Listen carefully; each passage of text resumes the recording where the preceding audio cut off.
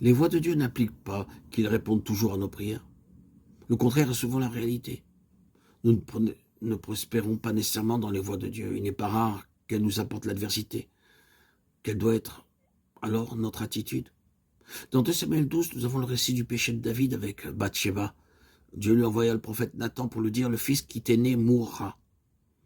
David avait péché, mais il aimait son fils, même s'il était le fruit de son péché. Il avait un cœur de père et il avait plaidé avec Dieu pour qu'il lui conserve la vie. Mais Dieu avait dit, parce que tu as fait blasphémer les ennemis de l'Éternel en commettant cette action, le fils qui t'est né mourra.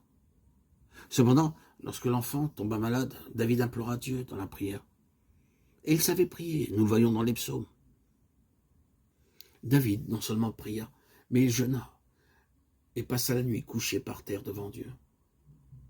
Cependant, l'enfant mourut. Quiconque n'aurait pas été soumis à Dieu après l'avoir invoqué avec une telle intensité se serait détourné de lui, puisque sa prière n'avait pas été exaucée. De nombreux croyants ont une controverse avec Dieu lorsque ses voix s'opposent à leur voix. Il n'en était pas ainsi de David. D'autres pouvaient se rebeller, lui non. Les autres peuvent s'effondrer, mais pas lui. Lorsque l'enfant fut mort, ses serviteurs craignaient de l'annoncer à David.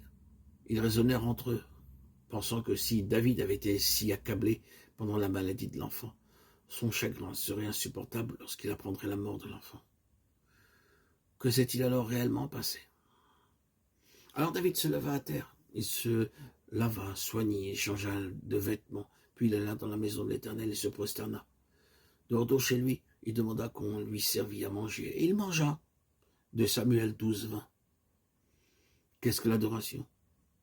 C'est s'incliner devant les voies de Dieu. Ce n'est pas une sorte de soumission résignée, ce n'est pas sombrer dans une sorte de passivité sans espoir. C'est la reconnaissance positive de la justesse des voies de Dieu. Il est souvent nécessaire pour Dieu qu'il doive manifester sa justice dans sa relation avec nous. Comprenez-vous ce que cela signifie? Frères et sœurs, bien-aimés en Christ, quand nous péchons, il doit manifester aux yeux des anges, du diable, du monde et de tous ses enfants qu'il n'a en aucune façon partie liée avec notre péché. Il doit manifester sans équivoque possible devant les principautés et les puissances qu'il n'entend pas être impliqués dans notre iniquité. Comme quand nous sommes trouvés coupables à ses yeux, il ne nous repousse pas, ses mains de maître nous saisissent et nous sommes éprouvés dans le creuset de l'affliction. Comment réagissons-nous à ce moment-là? Ceux qui connaissent Dieu et qui l'aiment lui disent alors, si mon affliction peut prouver ta justice, alors je dis Amen. Si tu peux faire connaître que tu es juste à travers ma souffrance, alors je reconnais que tu fais toutes choses pour le mieux. Si de cette manière, la sainteté dont ton caractère peut être manifestée, j'accepte avec joie ta manière de me traiter. Remarquons simplement que David était un être humain, semblable à nous. La parole de Dieu met en lumière bien souvent ce que sont les sentiments humains. Et elle nous montre que David était un homme comme nous. Il n'était pas dépourvu d'affection paternelle, il aimait son enfant et il pria pour cet enfant. Certaines personnes se comportent de manière étrange. Ce sont des super spirituels et ils semblent ne pas vivre sur notre plan terrestre. David était un homme comme les autres et il ressentit cruellement la mort de son fils. Mais quand il vit la main de Dieu dans cette situation, il se prosterna devant lui et l'adora. Puisse donc le Seigneur nous affranchir des conflits qui nous opposent à lui. Quand nous sommes confrontés aux frustrations et aux déceptions, nous pourrons l'adorer si nous discernons sa manière d'agir.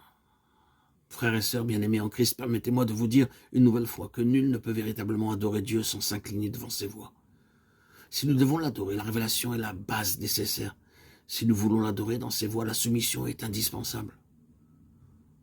Hors de la révélation, nous ne pouvons adorer Dieu lui-même. Sans la soumission, nous ne pouvons l'adorer dans ses voies. Nous devons parvenir au point où nous pouvons lui dire « Seigneur, je veux me soumettre à toi, même si ce qui a le plus de prix à mes yeux m'est enlevé. » Une telle soumission, c'est de l'adoration. Je considère comme une grande bénédiction pour ma vie d'avoir connu Miss Barber. Souvent, peut-être des centaines de fois, je l'ai entendu dire « Seigneur, je te loue pour tes voies. » De sa part, ce n'était pas une prière superficielle. Cela procédait des profondeurs de son être. Elle l'exprimait quand elle était dans de grandes souffrances. Les voies de Dieu ne signifient pas toujours que nous prospérerons dans ses voies, ni qu'il répondra favorablement à nos plaidoyers, même s'ils sont accompagnés par le jeûne. Mais si l'enfant que nous aimons nous est enlevé, adorons encore ses voies.